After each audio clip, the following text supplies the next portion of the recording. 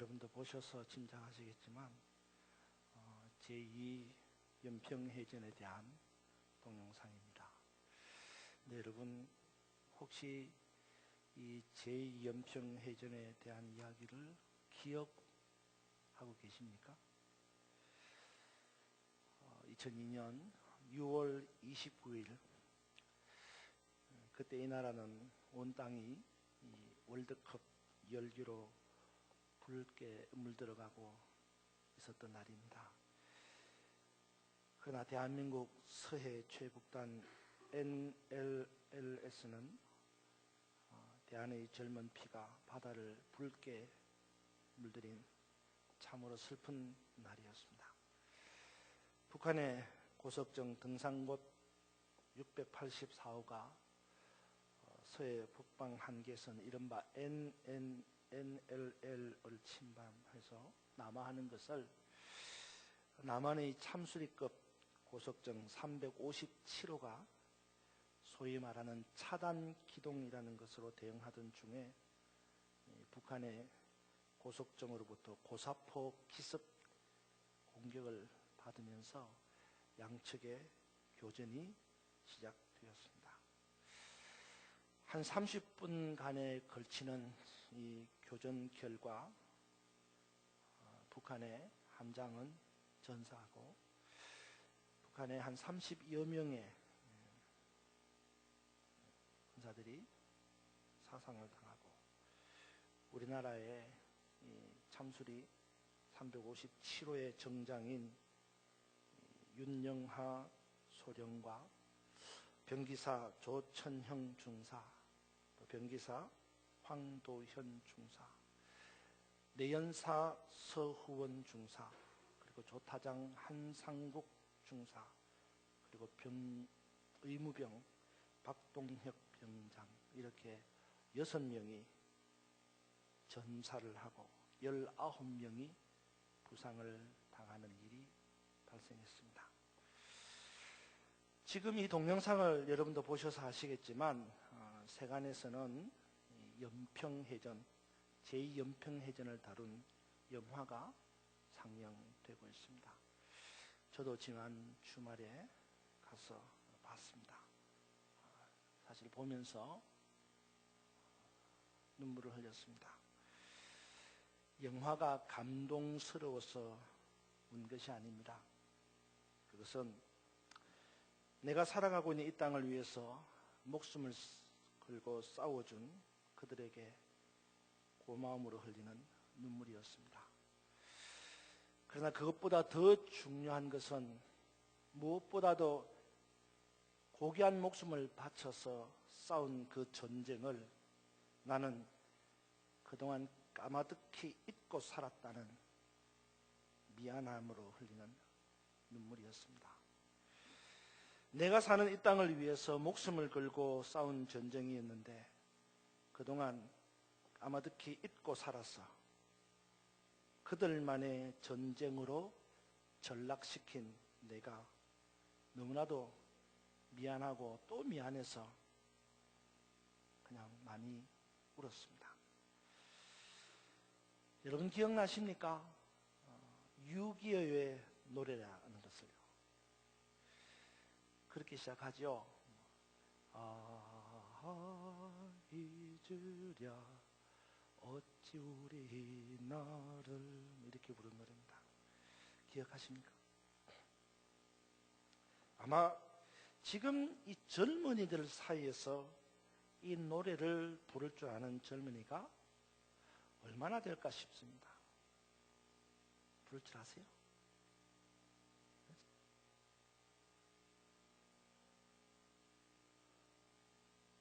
부를 줄 아세요?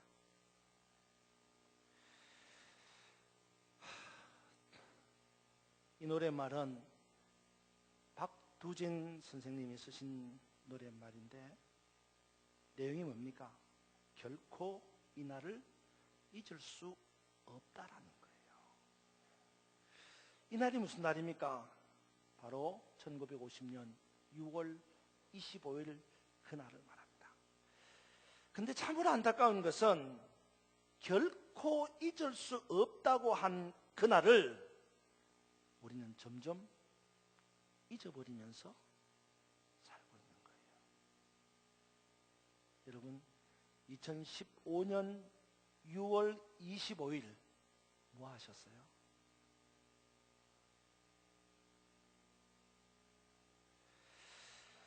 피비린내 나는 동족 상잔의 비극이 일어난 그날, 한국군 63만 명, 유엔군 15만 명, 민간인 37만 명, 와 115만 명의 사상자가 일어난 엄청난 이 피비린내 나는 전쟁을 우리는 잊을 수 없다고 하는데 점점 잊어버리고 있습니다. 하기야 뭐 우리가 살면서 어떻게 모든 걸 다 기억하고 살겠습니까? 그죠? 사람에게 망각이라는 게 있으니까 시간이 지나면 자연히 잊혀지는 것도 당연한 것일 것입니다. 하지만 잊지 않으려고, 최소한 잊지 않으려고 노력은 해야 되지 않겠느냐 이 말이에요. 생명을 노락질하고 엄청난 재산의 손실을 가하고 전 국토를 피로 유린한 수많은 피난민과 비만인과 전쟁과와 이산가족을 만들어낸 이 참상의 6.25 전쟁을 적어도 잊지는 않으려고 노력해야 되지 않겠냐 이 말이에요. 그런데 우리는 서서히 잊어버리고 있습니다. 백보천보 양보에서 시간이 흘러서 자연스럽게 잊혀진다, 그건 좋다 이거예요. 그런데 누군가는 6.25 전쟁을 말하면 이 무슨 해묵은 이념 논쟁을 하는 것처럼 취급하고 이 비참한 6.25 전쟁에 대해서는 더 이상 말하지 말자. 이 땅의 전후 세대는 이 나라에 전쟁이 있었는지조차도 모르면서 그렇게 살아가고 있는 이것이 참 우리가 제대로 된 것인가를 생각해 봐야 됩니다. 이미 매스컴을 통해서 보도가 된 바가 있지만 기가 막힌 통계가 있죠. 6.25 전쟁이 남침이냐 북침이냐 청소년들에게 물어봤습니다. 그때는요 69.8%, 약 70%, 그러니까 10명 가운데 7명이 6.25 전쟁은 북침이라는 거예요. 이 말이나 됩니까 지금?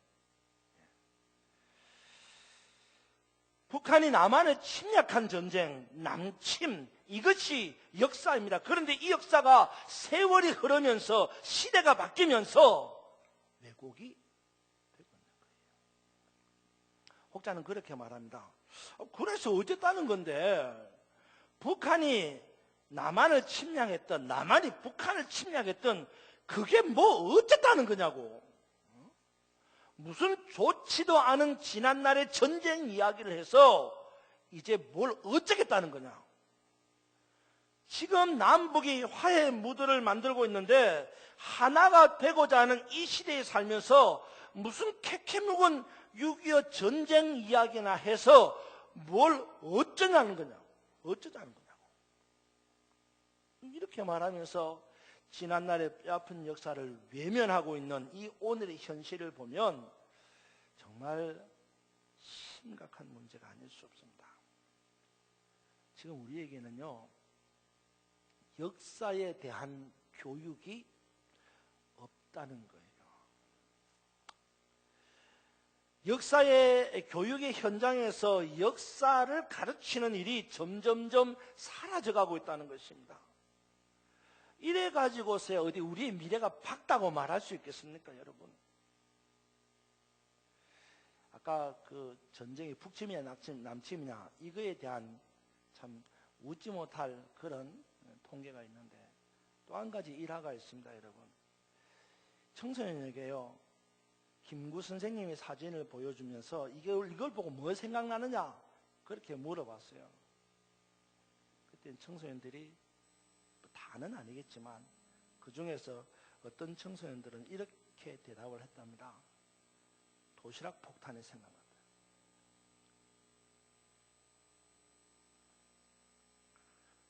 사진을 보면서 이 사람이 도산 안창호 선생님이냐 그렇게 묻는 학생도 있고요. 그건 좀 약관인 것 같습니다. 김구 선생님 사진을 보면서 이분이 어린이날을 제정하는 분이라고. 참 가관이죠. 왜 이렇게 됐습니까? 6.25를 북침이라고 하느니, 김구 선생님을 보고 생각나는 게 도시락 폭탄이라고 하느니, 도산안창호라고 하느니, 심지어는 어린이날을 제정한 분이라고 하느니, 이런 무지와 왜곡이 왜 생기는 겁니까? 역사를 가르치지 않아서 그런 거예요. 영어 단어를 하나라도 더 외워야 하고, 수학 문제를 하나라도 더 풀어야 하고, 이런 교육의 현장에서 역사를 가르친다는 것은 그야말로 불필요하게 느껴지는 거예요. 단재 신채호 선생님이 이런 이야기를 했습니다. 자신의 나라를 사랑하거든 역사를 읽어라.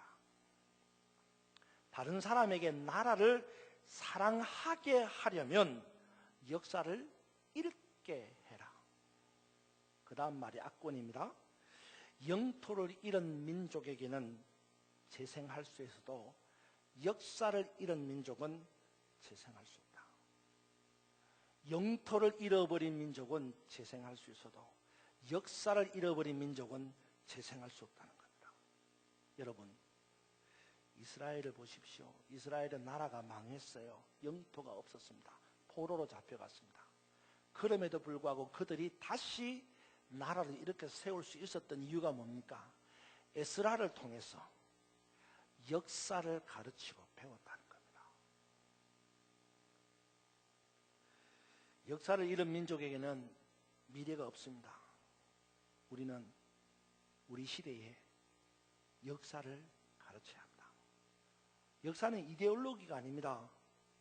팩트, 사실입니다.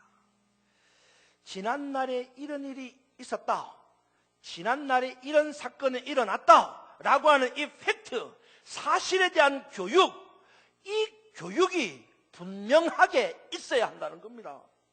사실도 모르는데 무슨 이데올로기가 있고 무슨 가치관이 만들어지겠습니까? 사실도 모르는데 역사를 가르쳐야 합니다.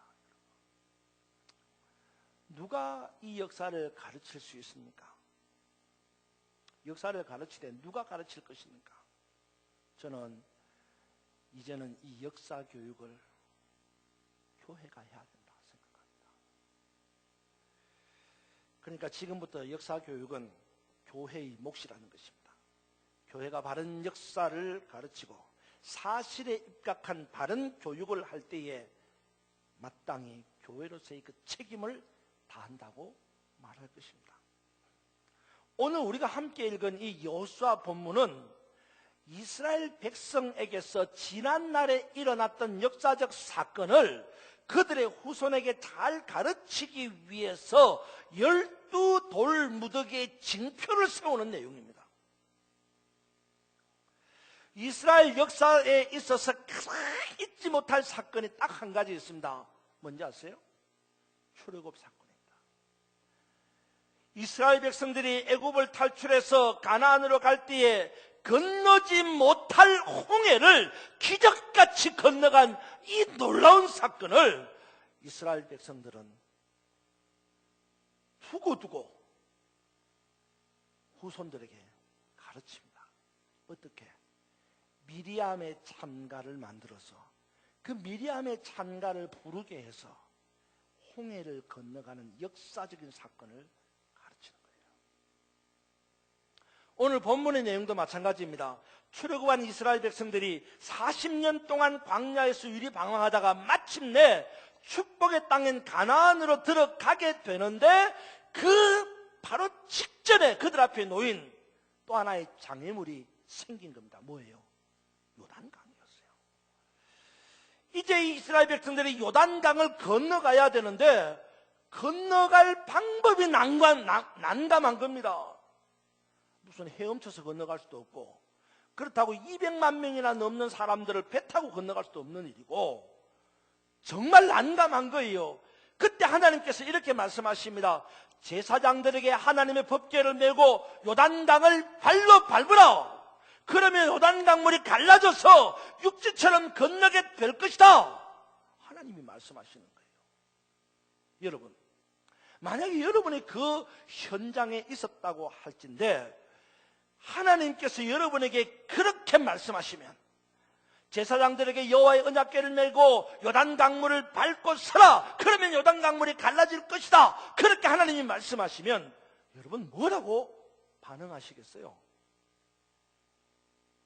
뭐라고요?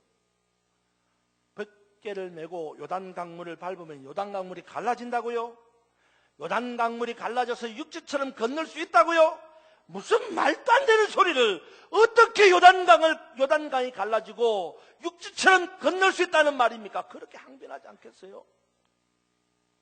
근데 이스라엘 백성들은요, 한 사람도 그렇게 말한 사람이 없습니다. 하나님이 명령대로 그대로 행했습니다. 하나님의 법궤를 맨 제사장이 제일 먼저 요단강을 향해 걸어가서 요단강물을 밟았습니다. 그러나 정말로 거짓말처럼 요단강물이 갈라지고 이스라엘 백성들이 그 갈라진 요단강을 육지처럼 건너가게 되었습니다. 참으로 놀라운 사건이 아닐 수 없었습니다. 어떻게 그럴 수 있습니까? 어떻게 이스라엘 백성들은 이 말도 안 되는 하나님의 명령에 순종하고 요단강을 건너갈 수 있었냐 말입니다. 그건 다름이 아니라 바로 그들에게 뭐가 있었어요? 역사 교육이 있었습니다. 역사 교육.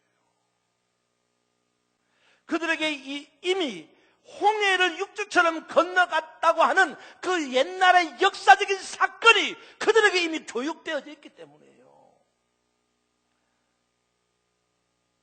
물론 그 사건을 직접 겪던 출애굽 1세대는 이미 다 죽고 없습니다. 하지만 비록 출애굽 1세대는 다 죽고 없었지만 홍해를 하나님의 도우심으로 건너갔다고 하는 이 역사적인 사건이 미리암의 잔가를 통해서 그 후손들에게 가르쳐지고 전해지는 이 역사 교육이 분명히 이루어져 왔기 때문에, 그래서 지금도 이 요단강을 건너가는 것이 하나도 어색하지 않는 거예요. 하나님 말씀을 그대로 믿고 따라가는 거예요. 마침내 그들도 똑같이 홍해의 기적을 요단강에서 경험하게 되는 겁니다. 그리고 또다시 이스라엘 백성들은 이 역사적인 사건을 후대에게 알리기 위해서, 후대에게 역사적으로 가르치기 위해서 요단강 중심에 있는 돌 12개를 건져다가 돌 12무더기를 만들고 역사 교육의 현장으로 삼았습니다. 후일에 너희 자손이 이 돌무더기가 무슨 뜻입니까? 그렇게 물어보거든 이 요단물이 여호와의 언약궤 앞에서 끊어졌고 이스라엘 백성들이 요단강을 육지처럼 건너간 표시라고 후대에게 가르치라는 겁니다. 이것이 역사 교육입니다. 이처럼 이스라엘은 곳곳에서 사건과 관계된 빼놓지 않는 표징을 세우고 후대에게 그 표징으로 역사를 가르치는 교육을 했습니다. 부엘라 헤로이, 물이 없어서 죽을 지경에 놓여 있었던 이 하갈에게 하나님이 우물을 주심으로 생명을 살리신 것을 기념하는 표시였습니다. 엘 엘로헤 이스라엘, 애굽의 형 에서가 야곱을 만나서 화해로 세운 표징의 돌이 엘 엘로헤 이스라엘입니다. 이스라엘 백성들이 블레셋에서 빼앗긴 모든 성읍들을 도로 찾았을 때 세운 기념 돌비가 뭡니까? 여러분이 잘 아는 에베네셀입니다. 이런 역사 교육의 현장을 말로 다 하자면 시간이 부족합니다. 그만큼 이스라엘은 역사를 가르치는 교육에 심혈을 기울였습니다. 왜 그랬을까요? 왜 이스라엘이 이처럼 역사 교육에 집중했느냐 말입니다. 그것은 역사 교육이 곧 신앙 교육이었기 때문입니다. 역사 교육 이퀄 신앙 교육이라는 말입니다. 그래서 여기에 연결고리가 있는 겁니다.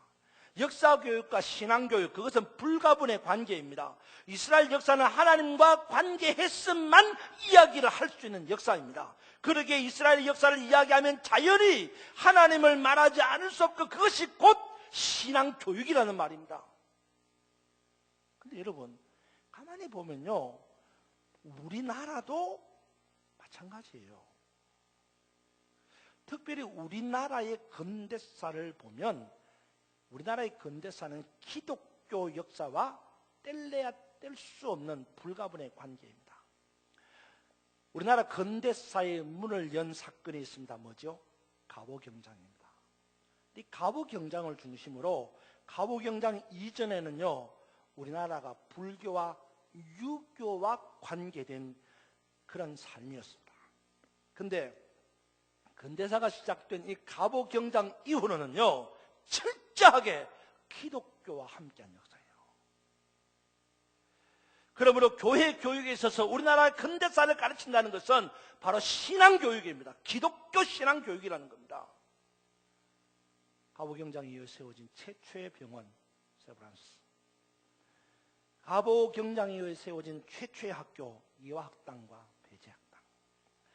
우리나라 근대사에 있어서 최초로 세워졌다고 하는 그 모든 것들이 다 기독교와 관계되지 않은 것이 없다고 말할 정도로 기독교는 이 나라의 근대사와 아주 밀접한 관계를 가지고 있습니다. 뿐만 아니라 여러분, 우리나라 근대사에 있어서 잊지 못할 두 가지 큰 사건이 있습니다. 그 하나가 뭡니까?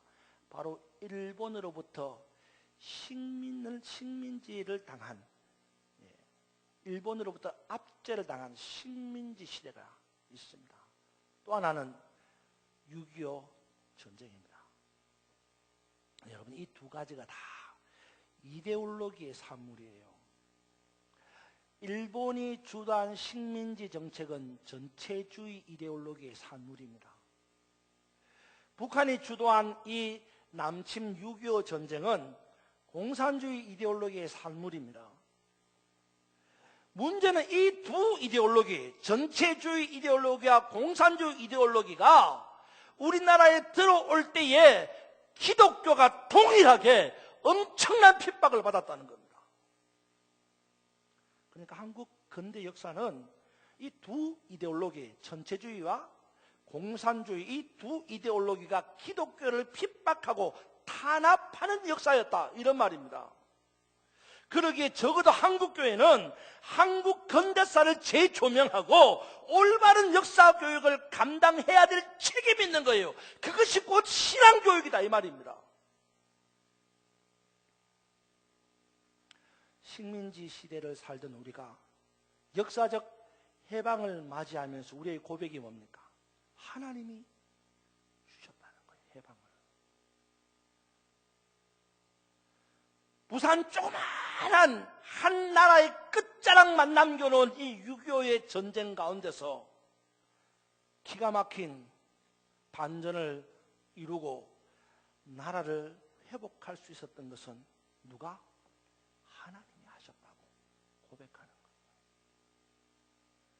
한국 근대사 교육은 반드시 기독교가 해야 될 의무가 있습니다. 이유가 있습니다. 왜? 그 속에 역사하신 하나님을 만날 수 있기 때문입니다. 6월은 국가적으로 호국 보훈의 달로 정하고 국가와 민족을 생각하는 달입니다. 우리 교회도 나라와 민족을 위하여 중보하는 달로 6월을 정하고 한 달을 보냈습니다. 오늘은 6월의 마지막 주일입니다. 여러분, 오늘 교회를 들어오면서 1층 로비에 있는 게시물들을 보셨습니까? 못 보신 분들은 예배를 마치고 나가시다가 꼭 한번 보고 가시기 바랍니다. 정전사님과 청년대학교 청년들이 수고해서 만든 제2연평해전 화보들입니다. 뭐 다 아는 내용이라고 치부하고 대수롭지 않게 여길 수 있습니다. 그러나 여러분, 우리 후대는 그렇지 않습니다. 봐야 합니다. 들어야 합니다. 가르쳐야 합니다. 이 사건 속에서 하나님이 어떻게 역사했는지를 가르쳐야 합니다. 이데올로기를 가르치자는 것이 아닙니다. 이념 교육을 하자는 것이 아닙니다. 사상을 가르치자는 것이 아닙니다. 팩트, 사실을 바르게 가르치자는 것입니다. 그 사실 속에서 역사하시는 하나님을 발견하자는 것입니다. 역사를 주관하시는 분은 하나님이십니다. 할렐루야. 역사를 주관하시는 그 하나님, 역사 속에 임재하시는 그 하나님을 모르면 오늘 우리의 미래도 없는 거예요. 지금까지 우리는 부끄러운 날들을 보냈습니다. 미래를 이야기하면서도 역사를 말하지 않는, 그래서 말로만 미래를 이야기할 뿐이고 진정한 미래가 없는 부끄러운 현실을 살았습니다. 이제 교회가, 저나 여러분이 역사를 인식하고 역사를 가르쳐야 될 책임을 져야 할 때입니다. 남의 이야기가 아닙니다. 여러분 스스로가 역사를 인식하고 역사에 대한 교육의 필요성을 확정하고 스스로가 이 나라의 역사 속에 임재하신 하나님을 발견하고 그리고 그것을 자녀들에게 가르치는 진정한 역사 교육을 하면서 거기서 진정한 신앙 교육이 일어나서 정말로 하나님이 이 나라를 얼마나 사랑하시고 앞으로도 사랑하실 것을 확신하면서 믿음으로 살아가는 우리 모두가 되기를 주님의 이름으로 축원합니다.